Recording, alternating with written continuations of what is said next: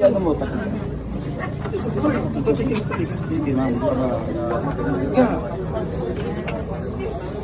Saan siya? Ano po? Si Kwate. Ay, si Kwate. Nakalami na si Kwate. Oo, init pa kayo dito. Uy, dali na po. Hindi na kita kakila.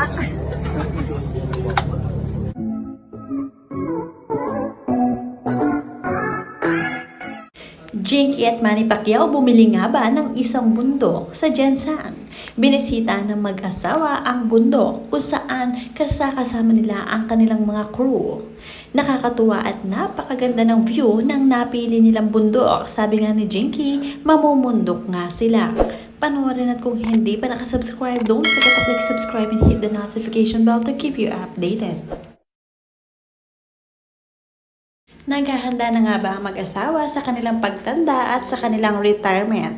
Kaya naman napili nila ang isang bundok malapit sa kanilang bahay sa Jensan. At ito nga ang pinaka-view sa itaas ng bundok kung saan ito ang napili at inakyat nilang mag-asawa. Talagang pag matanda na ay napipili na lamang na manirahan sa tahimik na lugar kung saan malayo sa mga tao.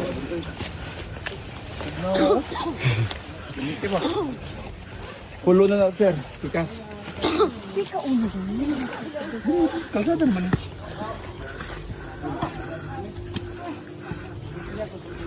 Ay, pagbalik mamunot itong kakalihan. Ikaw po magpakas. Balik ako sa kakanin.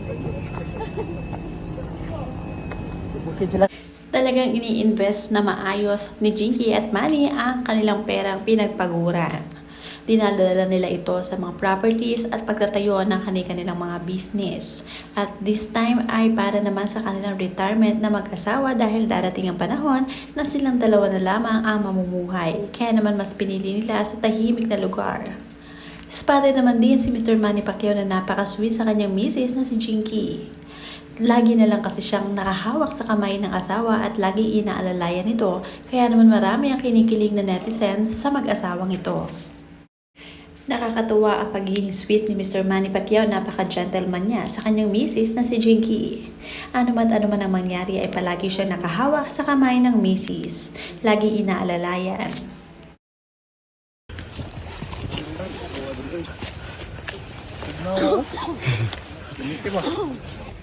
Pulo na sir. Tikas. Sika ulo ba? Kalsada naman eh.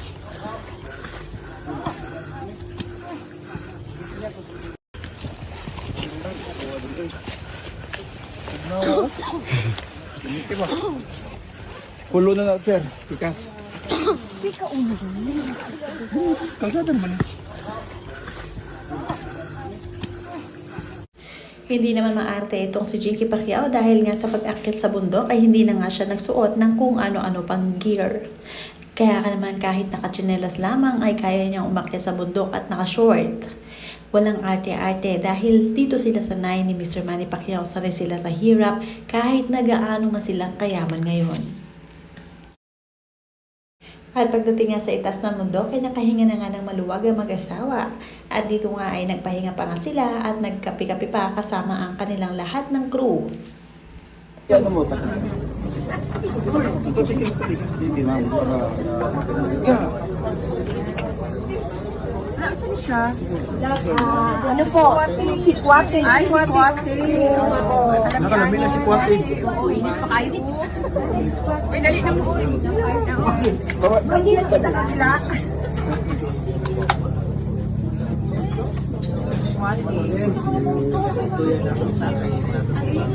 Diyan, Salamat Si madam. Kwate sila. Ano ba? Pasig ma. Ano naman ito? Diyan. May silban ako mga buwan. Labi na si Kwate. Alam mo, ikaw sa kabib. Labi na sa Ang isip. pag-akyat nga nila sa bundok ay umani ng samot-saring komento sa kanilang mga tagahanga.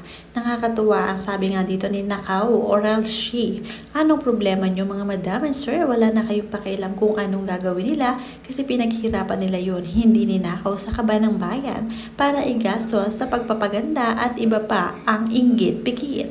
Dahil nga natutuwa ang mga netizens dahil bumili nga ang mag-asawa ng isa pang lote sa kabundukan kung saan magpapakalayo-layo ang mag-asawa at doon ay tahimik at maninirahan.